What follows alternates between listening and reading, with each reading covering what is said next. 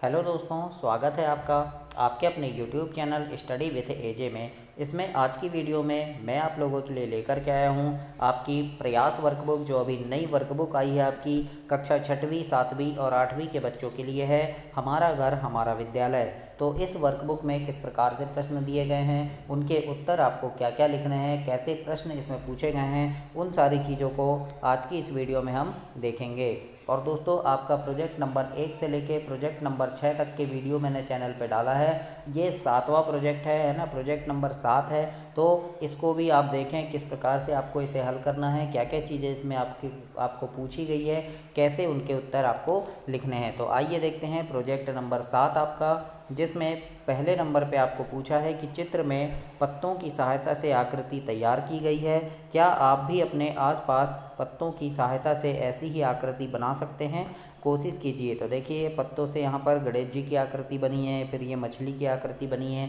तो ऐसे ही पत्तों से आपको भी आकृति बनानी है। तो सबसे पहले आपको यहाँ पूछा है कि आपने किस किस की आकृति बनाई है, उसके बारे में लिखिए। तो जैसे आप यहाँ लिख सकते हैं कि मैंने चिड़िया, बतख, खरगोश और डॉल की आकृति पत्तों से बनाई है, इस प्रकार से लिख देना। और भी आपने हाथी, बैल, गाय ऐसे बनाया होगा तो उनके भी नाम आप यहाँ लिख सकते हैं। तो ऐसे आपको प्रश्न 1 में लिखना है।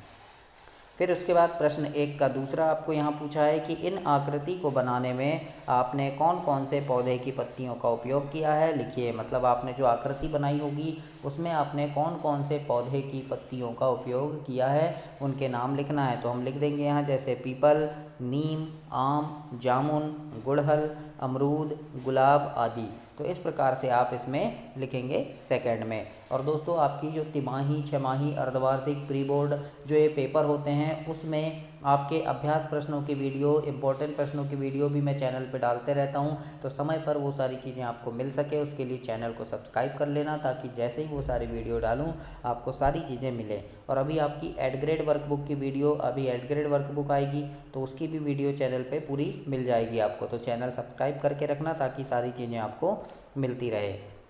तीसरा प्रश्न है इसमें कि पेड़ पर्यावरण को किस प्रकार शुद्ध रखते हैं, खोजो और लिखो। तो इसके उत्तर में हम लिख सकते हैं कि पेड़ पर्यावरण के लिए फेफड़ों का काम करते हैं। ये ऑक्सीजन छोड़ते हैं और कार्बन डाइऑक्साइड छोड़कर हवा को शुद्ध बनाते हैं। पौधे की पत्तियां भी सल्फर डाइऑक्साइड और नाइट्रोजन जैसे खतरनाक तत्व अपने में समा लेती है और हवा को साफ बनाती है, जिससे वातावरण शुद्ध होता है। तो इस प्रकार से आप तीसरे नंबर में लिखेंगे कि पेड़ जो है वो पर्यावरण को किस प्रकार से शुद्ध रखते हैं। तो ऐसे आपको उत्तर में लिखना है दोस्तों। तो ये आपका तीसरे का उत्तर हुआ।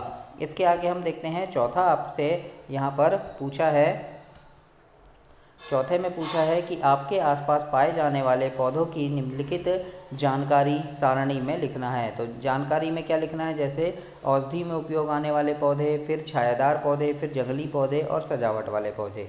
तो औषधि में उपयोग आने वाले पौधों के नाम में हम लिख देंगे जैसे तुलसी हो गया, है ना। छायादार पौधे में नीम और पीपल लिख देंगे, जंगली पौधे में हर्रा लिख देंगे, सजावट वाले पौधे गुलाब लिख देंगे, है ना। इसी प्रकार से और तो यहाँ पर देखिए क्या है, औषधि में काम आने वाले, है ना। तो पहले औषधि वाले लिख लेते हैं। औषधि यानी दवाई के रूप में कौन से काम आते हैं, तो हमने यहाँ सबसे पहले तुलसी लिख लिया। तुलसी के बाद आप लिख देंगे जैसे औषधि में नीम भी आता है तो नीम लिख देंगे, फिर सर्पगंधा लिख देंगे, फिर आंवला लिख देंगे, और उसके बाद हल्दी भी औषधि वाला पौधा है तो हल्दी लिख देंगे। तो इस प्रकार से आप इसमें औषधि वाले पौधों में लिखेंगे।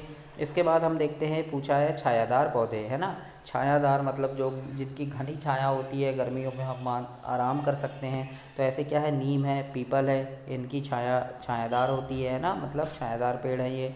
फिर आम का पेड़ भी है, फिर बरगद का पेड़ भी है और शाह बबूल का पेड़ भी है छायादार। तो इस प्रकार से लिखना है आपको।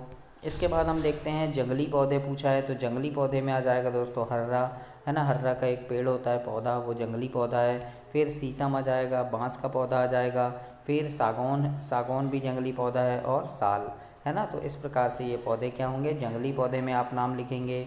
इसके बाद गुलाब, तो ये सजावट वाले पौधे में आ जाएगा, है ना। क्या आ जाएगा सजावट वाले पौधे में, गुलाब आ जाएगा दोस्तों। तो गुलाब लिख दिए हमने सजावट वाले पौधे में। फिर और क्या है जिनसे हम घर को सजाते हैं, तो मनी प्लांट हो गया, समी का प्लांट हो गया, हर श्रृंगार हो गया है ना, हर श्रृंगार जो है वो घर में सजाने के लिए काम आता है। फिर क्रसूला का पौधा हो गया। तो इस प्रकार से आप यहाँ पे ये नामों को लिखेंगे दोस्तों। तो ऐसे आपका ये चौथा कंप्लीट हुआ है ना। इसके बाद हम देखते हैं पांचवा पूछा है आपसे यहाँ पे कि उसने इनसे वह वो जैसे शब्द सर्वनाम है ना। यहाँ शब्द क्या क्या लिखे हैं, जैसे उसने, इनसे, वह, वो, ये शब्द लिखे हैं, ये क्या है, सर्वनाम है।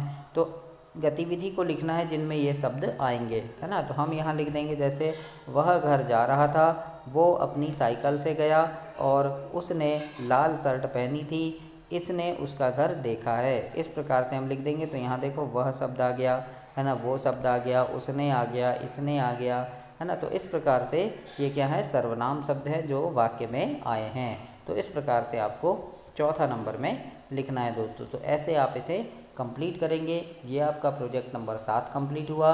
अब हम प्रोजेक्ट नंबर 8 देखेंगे दोस्तों। और चैनल को सब्सक्राइब जरूर करना, वीडियो को लाइक ज़रूर करना, अपने दोस्तों तक इसे शेयर भी करना। आपको ऐसी ही काफ़ी सारी जानकारियाँ इस चैनल पर मिलती रहेंगी आपके विषय से संबंधित, इसलिए सब्सक्राइब करके रखिएगा चैनल को। धन्यवाद।